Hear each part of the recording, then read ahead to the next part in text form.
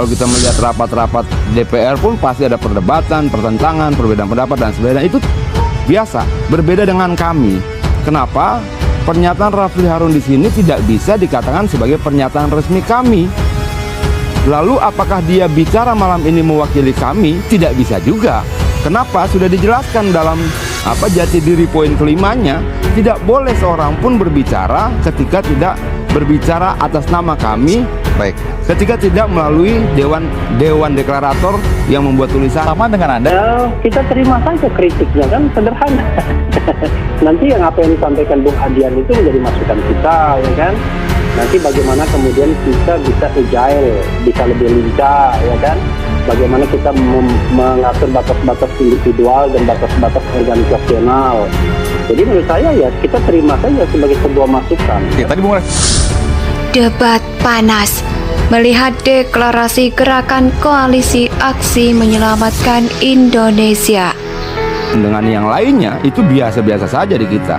Kalau kita melihat rapat-rapat DPR pun pasti ada perdebatan, pertentangan, perbedaan pendapat dan sebagainya. Itu biasa. Berbeda dengan kami. Kenapa?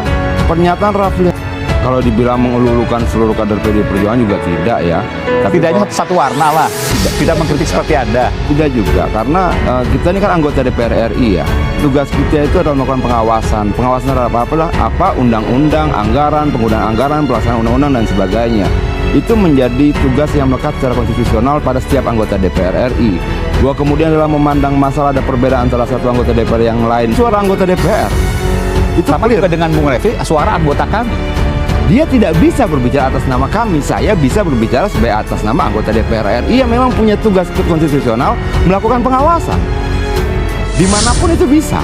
Misalnya saya sedang jalan kemudian melihat sesuatu yang tidak benar dan sebagainya, dan saya melakukan aktivitas pengawasan sesuai dengan tugas konstitusi. Itu memungkinkan dalam tatip dan MD3 memungkinkan.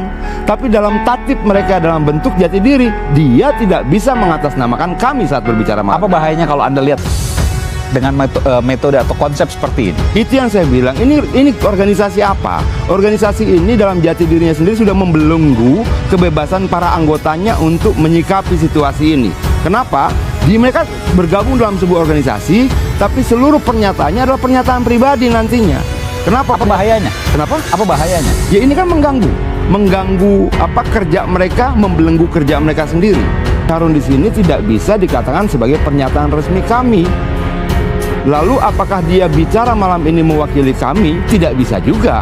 Kenapa? Sudah dijelaskan dalam jati diri poin kelimanya, tidak boleh seorang pun berbicara ketika tidak berbicara atas nama kami. Baik. Ketika tidak melalui dewan deklarator yang membuat tulisan. Sama dengan Anda. Sejumlah tokoh yang tergabung dalam koalisi aksi menyelamatkan Indonesia atau KAMI mendeklarasikan diri dan membacakan maklumat yang disebut-sebut sebagai jawaban dan aksi nyata dalam merespon berbagai kondisi Indonesia saat ini. Nah ini yang pertama menurut saya membelenggu. Kedua, secara struktural terlalu rumit. Kenapa terlalu rumit? Misalnya begini, ada dewan deklarator, tetapi kemudian dipimpin oleh presidium. Presidiumnya merepresentasikan apa? Wilayah, keanggotaan, kelompok, organisasi, atau apa? Nah, dalam uraian itu harus jelas. Kenapa? Presidium itu kan merepresentasikan sesuatu. Bisa merepresentasikan wilayah, bisa merepresentasikan organisasi, bisa merepresentasikan hal yang lain. Nah, di sini merepresentasikan apa? Jangan sampai presidium hanya merepresentasikan dirinya saja atau pernyataan-pernyataan dia sebelum-sebelumnya yang dianggap bagus, benar, cerdas dan sebagainya. Kalau menurut saya bentuk yang efektif kalau diatur kisi-kisinya secara garis besar, ke kanan seperti ini, ke kiri seperti ini. Koridor itulah yang diatur. Semua bisa bermain di situ. Di parlemen juga itu seperti itu. Di Dan partai semua bisa mengatasnamakan kami. Bagaimana? Kalau koridornya Kalau sudah selama dalam koridor itu harusnya bisa dong. Oke, Bu Refli. Ya, kita terima saja kritiknya, kan sederhana. Nanti yang apa yang disampaikan Bung Adian itu menjadi masukan kita, ya kan. Nanti bagaimana kemudian kita bisa agile, bisa lebih lincah, ya kan. Bagaimana kita mengatur batas-batas individual dan batas-batas organisasional.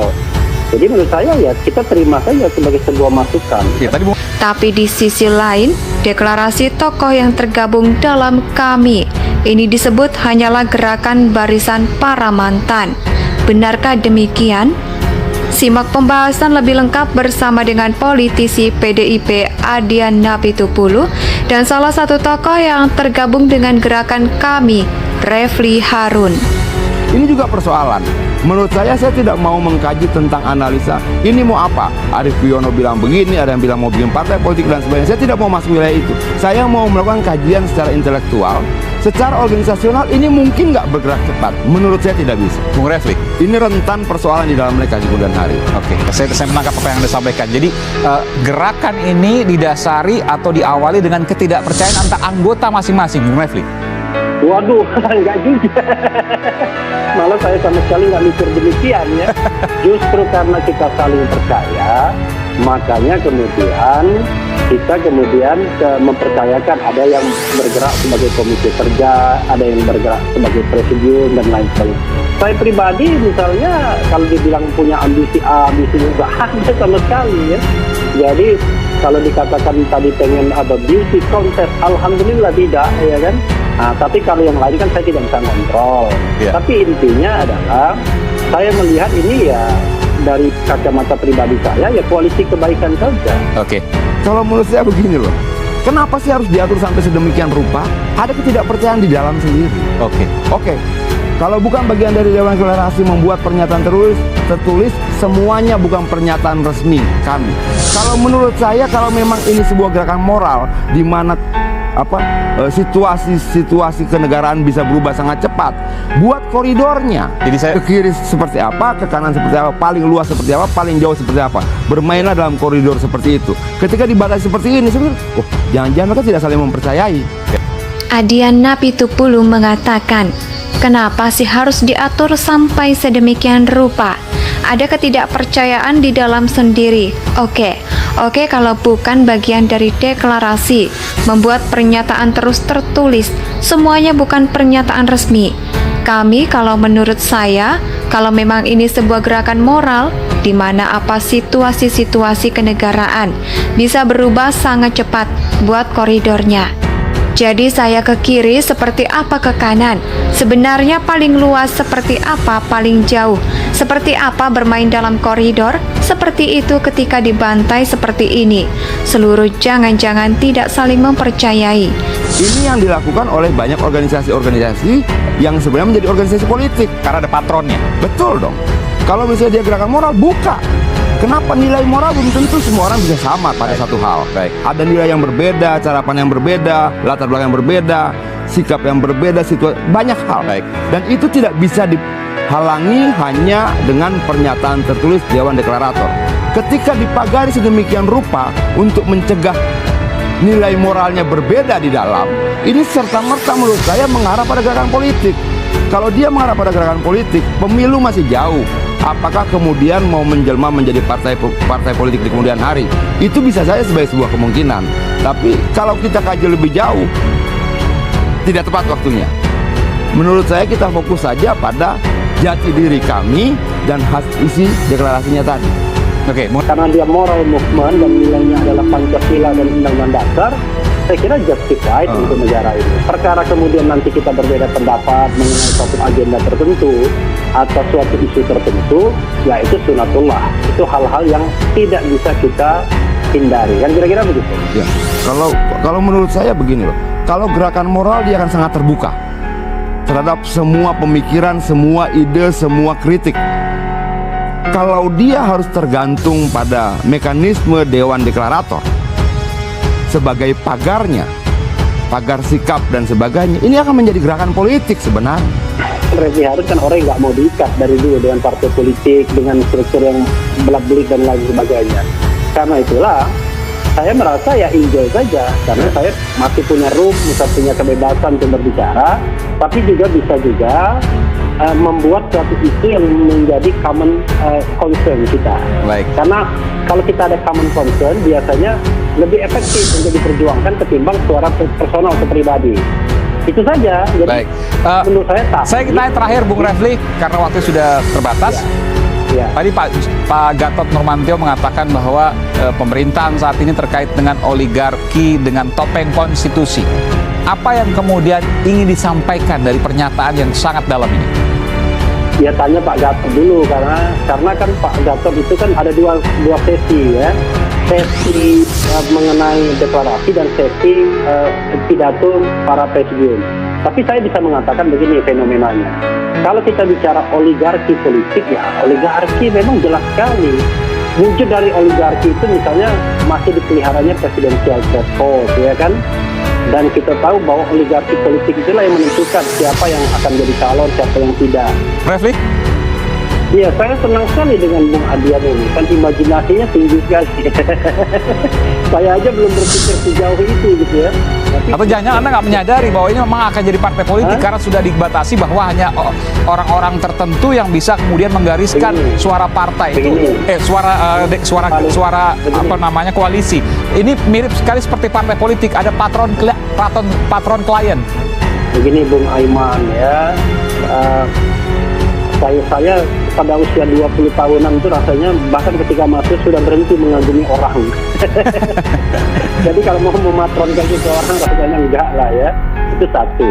Yang kedua, kita tidak tahu bagaimana masa depan itu ya. Nanti misalnya menjadi partai politik, jadi organisasi apa dan lain sebagainya, itu sesuatu yang sangat tergantung dinamika. Tapi saya bisa pastikan kalau jadi partai politik Refli Harun pasti keluar. Kira-kira begitu. Karena kan sebagai pagarnya, pagar sikap dan sebagainya. Ini akan menjadi gerakan politik sebenarnya. Ini yang dilakukan oleh banyak organisasi-organisasi yang sebelum menjadi organisasi politik. Kenapa nilai moral? Belum tentu semua orang bisa selamat pada satu hal baik. Ada nilai yang berbeda cara pandang, berbeda latar belakang, berbeda sikap, yang berbeda situasi. Itu tidak bisa dipahami hanya dengan pernyataan tertulis di awal deklarator ketika dipagari sedemikian rupa untuk mencegah nilai moralnya berbeda. Di dalam ini serta-merta menurut saya mengarah pada gerakan politik. Kalau dia mengarah pada gerakan politik pemilu masih jauh. Apakah kemudian mau menjelma menjadi partai-partai politik? dalam pilkada saja misalnya, sehebat-hebatnya calon di bawah, kalau tidak ditentukan oleh oligarki politik, bahkan kadang-kadang individual orang tertentu, mana bisa jadi calon. Jadi memang demokrasi kita memang masih dalam perbaikan. Dan itu yang kemudian akan disorot terus-menerus oleh kami, yang kemudian nanti menjadi langkah pertama kami soal oligarki di pemerintahan saat ini. Iya, saya misalnya akan mengusulkan hapus presidensial threshold, hapus threshold dalam pilkada, misalnya begitu. Kalau diterima, itu menjadi sikap kami. Nah, jadi perjuangan bersama sebagai common concern. Baik, tunggu.